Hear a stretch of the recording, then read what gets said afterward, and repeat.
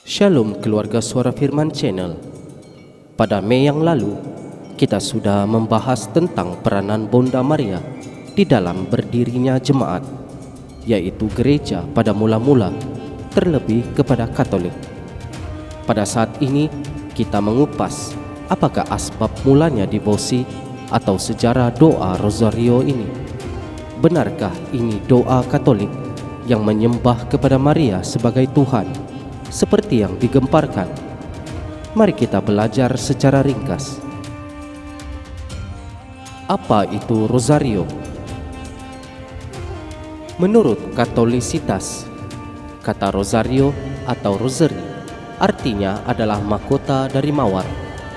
Bunda Maria menyatakan kepada sejumlah orang bahwa setiap kali mereka mendaraskan doa Salam Maria, mereka memberikan sebuah kuntum mawar, dan bahwa setiap doa Rosario yang lengkap membuat baginya sebuah mahkota mawar.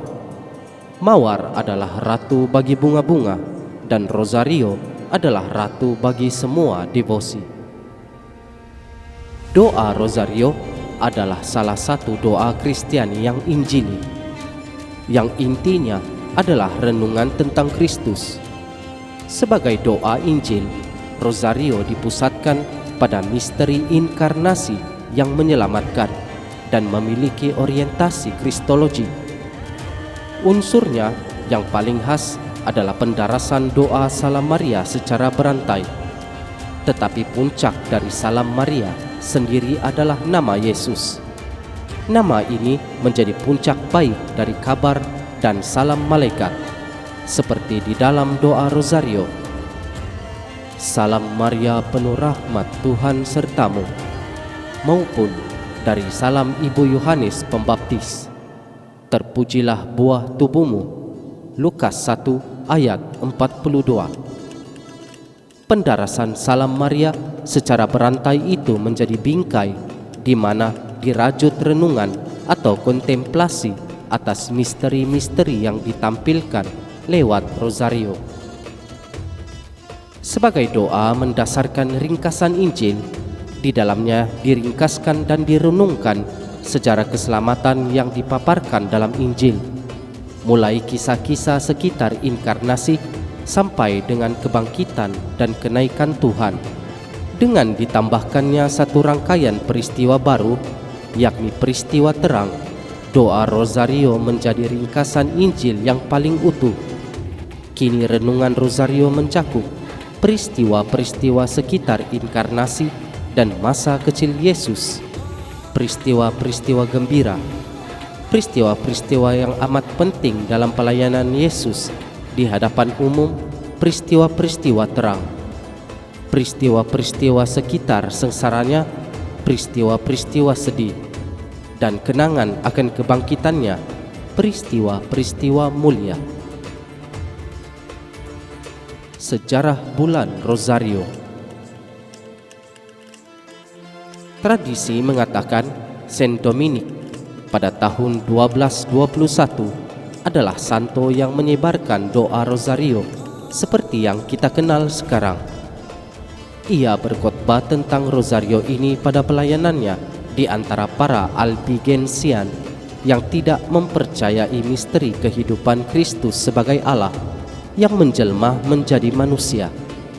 Oleh karena itu, tujuan utama pendarasan doa Rosario adalah untuk merenungkan misteri kehidupan Kristus. Walaupun catatan riwayat hidupnya tidak menuliskan bahwa Saint Dominic menyusun doa Rosario, dan juga konstitusi Dominikan tidak menyebutkannya sebagai pencipta doa Rosary, namun peran Saint Dominic cukup besar dalam memperkenalkannya kepada umat.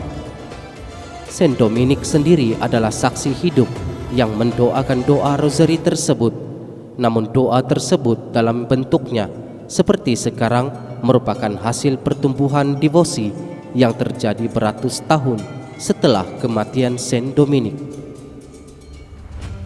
Doa Rosario mulai populer di sekitar tahun 1600 sehingga 1700-an, terutama setelah kemenangan pasukan Christian de Lepanto di tahun 1571. Saat itu, negara-negara Eropa diserang oleh kerajaan Ottoman. Jumlah pasukan dan armada Turki tersebut jauh melampaui jumlah pasukan dan armada Kristen di Spanyol, Genoa, dan Venesia, sehingga terdapat ancaman yang genting bahwa agama Kristen akan terancam punah di Eropa. Menghadapi ancaman ini, Paus Pius kelima memerintahkan kepada semua umat beriman untuk berdoa rosario untuk memohon dukungan doa Bunda Maria agar pasukan Kristen memperoleh kemenangan. Perintah Paus ini dilakukan oleh Don Juan dari Austria sebagai komandan armada. Demikian juga umat Katolik di seluruh Eropa. Dalam kesatuan hati, gereja memohon bantuan Bunda Maria di dalam keadaan yang sangat mendesak ini. Pada tanggal 7 Oktober 1571, Paus Pius kelima bersama-sama dengan banyak umat beriman berdoa rosario di Basilika Santa Maria Maggiore. Sejak subuh sampai petang, doa rosario tidak berhenti didaraskan di rumah untuk mendoakan pertempuran di Lepanto. Walaupun nampaknya mustahil, namun pada akhirnya pasukan Kristen memperoleh kemenangan pada saat itu, sehingga Kristianitas tetap dapat bertahan di Eropa dan kemudian tersebar sampai ke bagian-bagian dunia yang lain. Kemudian Paus Pius kelima menetapkan peringatan rosario dalam misa di Vatikan setiap tanggal 7 Oktober. Kemudian penerusnya Paus Georgius ke-13 menetapkan tanggal 7 Oktober itu sebagai hari rosario suci, sehingga ditetapkan pula bahwa bulan Oktober adalah bulan rosario bagi seluruh umat Katolik. Misteri dalam doa rosario. Kerana jiwa dari doa rosario adalah perenungan peristiwa kehidupan Kristus, maka yang direnungkan dalam doa rosario adalah peristiwa-peristiwa dalam kehidupan Kristus. Ada 4 kelompok peristiwa, yaitu peristiwa gembira, yaitu peristiwa mulai dari malaikat menyampaikan kabar kepada Bunda Maria sampai Yesus berumur 12 tahun. Ini didaraskan khususnya selama masa Advent dan Natal dan setiap hari Isnin dan Sabtu. Peristiwa ini terdiri daripada: yang pertama, Maria menerima kabar gembira dari malaikat Gabriel. Peristiwa kedua, Maria mengunjungi Elizabeth, saudarinya. Peristiwa yang ketiga, Yesus dilahirkan di Bethlehem. Peristiwa yang keempat, Yesus dipersembahkan dalam bait Allah. Peristiwa gembira yang kelima, Yesus diketemukan dalam bait Allah. Misteri rosario yang kedua adalah peristiwa terang, yaitu untuk merenungkan karya publik Kristus, mulai saat Yesus muncul secara publik sampai sebelum Yesus mengalami penderitaan. Peristiwa-peristiwa terang didoakan setiap hari Kamis, yang terdiri dari peristiwa yang pertama, Yesus dibaptis di Sungai Yordan. Yang kedua, Yesus menyatakan dirinya dalam mukjizat di pesta pernikahan di Kana. Peristiwa yang ketiga, Yesus memberitakan kerajaan Allah dan menyerukan pertobatan. Peristiwa yang keempat, Yesus menampakkan kemuliaannya di atas gunung.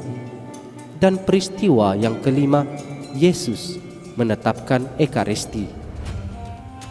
Misteri rosario yang ketiga, peristiwa sedih, yaitu perenungan akan penderitaan dan kematian Kristus.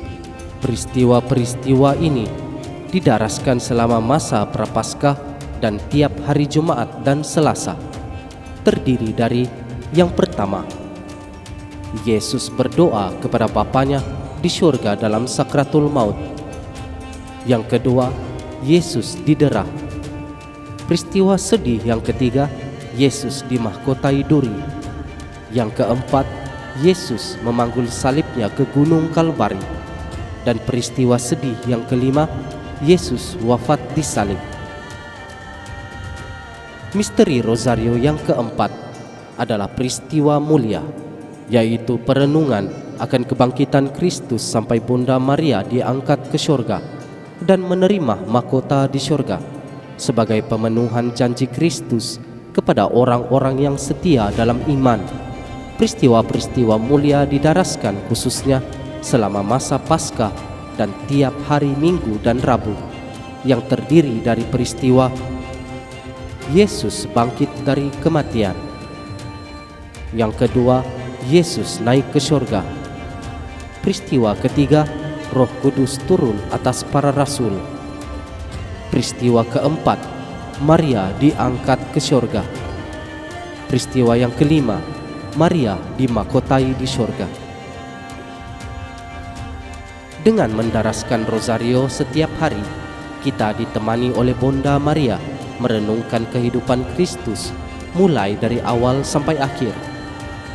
Perenungan akan kehidupan Kristus bersama dengan Bunda Maria membuat kita dapat semakin menghayati kasih Kristus dan bagaimana agar kita pun hidup dalam kasih dalam kehidupan sehari-hari. Kesimpulan: dengan berdoa rosario, kita berdoa bersama dengan Bunda Maria, bukan menyembah Maria. Dalam doa rosario, Bunda Maria menggabungkan doanya dengan doa kita. Maka besarlah kuasa doa tersebut, sebab Bunda Maria adalah seorang yang telah dibenarkan Allah. Yakobus 5 ayat 16. Tuhan Yesus tak pernah menolak permohonannya, yaitu bondanya. Dalam penampakan-penampakannya, Bunda Maria mengundang kita untuk mendaraskan doa rosario sebagai senjata melawan kuasa jahat dan untuk memberikan kepada kita rasa damai sejahtera. Dengan doa rosario, kita dapat memohon bersamanya rahmat pertobatan bagi banyak orang dan mengusir kuasa jahat dalam diri kita sendiri dan dari tanah air kita. Amin.